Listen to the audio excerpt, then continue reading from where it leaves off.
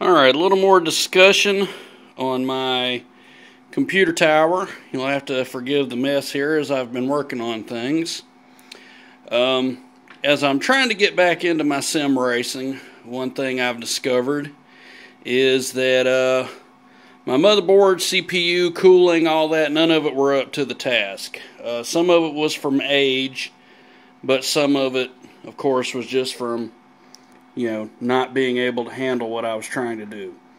So I've posted pictures on my Facebook about the Enermax cooler.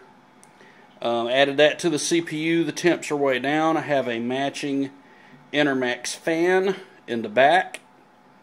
So I'm generating a ton of air. Both fans report to the motherboard, so I get good monitoring through the system. I can tell what the fan speeds are. The system is properly controlling the fans depending on the amount of heat being generated. And right now there isn't a lot. I can report that Enermax fan is really keeping the temperatures way down. As we'll see on my display here, I don't know how well you all will be able to read that, but my temperatures are normally a lot higher than that. And not even overclocked heavily. Right now, I have my CPU overclocked through the system tuner as high as it will go without going in and manually overclocking. And it's never been able to do that before without performing a rude shutdown. The other night, I ran my first NASCAR Racing 2003 season race in a long time. Solstice Racing, and I was actually pulling 100 frames per second. I've had this CPU for 6 years, this entire PC, and I have never pulled 100 frames per second, even out of NR 2003. Probably tomorrow night I'll do my first test on iRacing. Not sure if I want to leave it clocked that high before I go into iRacing, because I know from experience my PC gets warmer when I go into iRacing, so we'll see. One thing I definitely want to show you guys, I did some research online about cooling of PCs, and one thing that kept being brought up was negative pressure in the case. So essentially, if you look through the front, you'll see there's a small fan in the front of the case. That's all you really want to have in the front of your case. And you want to have the large fans in the back. Everything in the back is where you want your airflow to be.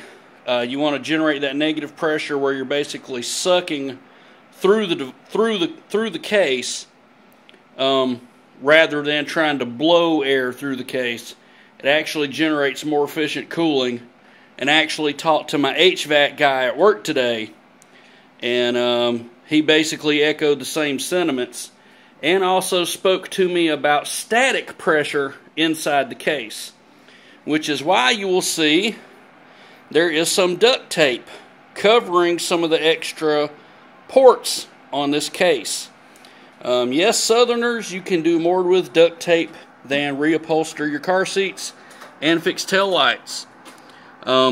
Basically what you want to do is all these holes you want covered up, because you want to force your air to go through the fan.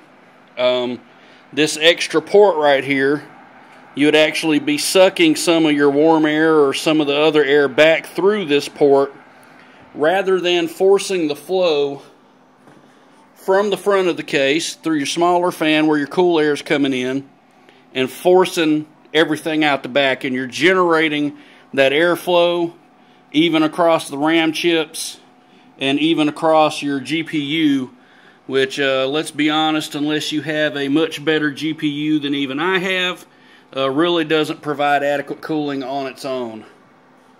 That's why you'll see down here the only open vent right there is for the GPU, and it's not really doing a lot. There's not a lot of air that comes out of there. What does is very warm, but luckily this fan right here is doing its job. A lot of hot air being pulled out of there, which is what we want. So guys, don't be afraid to get the duct tape out and seal up holes on your cases that you don't want air being pulled through. So you make sure that the air flows the way you want. Here in the front, I've actually popped off the old floppy drive hole, and that's my main air inlet now. As you can see, my fan down there, I don't want it sucking air through the bottom. Down here, I've actually taped that old entry point shut. And so tomorrow night, we'll test on iRacing and see how the temps run, see how far I can overclock it. And this is a 6-year-old PC, and it's running better than it ever has. Those Enermax coolers, $40 on Newegg. Check them out.